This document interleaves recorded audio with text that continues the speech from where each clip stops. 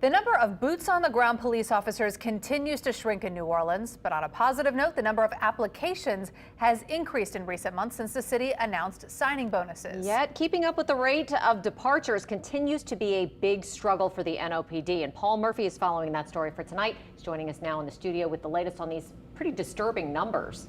Yeah, Katie, Devin, the Police Association of New Orleans says that the NOPD has already lost about 10 officers since the beginning of the year, and we are learning that only 1% of the men and women who applied to be an NOPD officer last year were ultimately hired by the department. The number of criminal offenses is high in New Orleans at a time when the number of police officers is low and getting lower. Crime consultant Jeff Asher told the city council the NOPD now stands at 929 commissioned officers.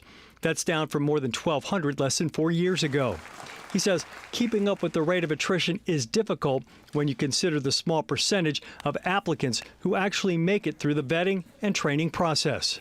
There were 25 new officers hired last year out of 2,590 applicants. You're looking at 1 to 1.5% of applicants being hired. Former NOPD Superintendent Ronald Surpass says the ratio of applicants to new hires has dropped in recent years. In my years of experience, somewhere between 5 to 10% of the applicants would make it all the way to a decision to hire and put in an academy.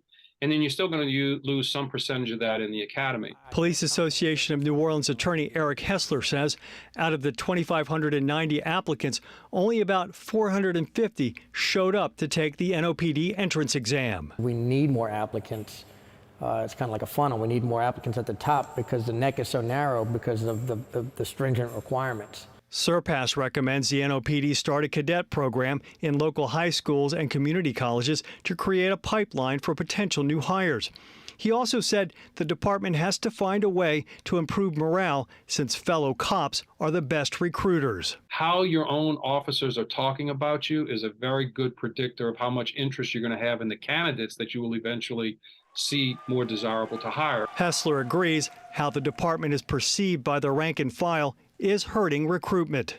We've said it before and I'll say it again, they need to change some of the ways that they treat their officers. They need to change the promotional system. They need to keep working on the disciplinary system.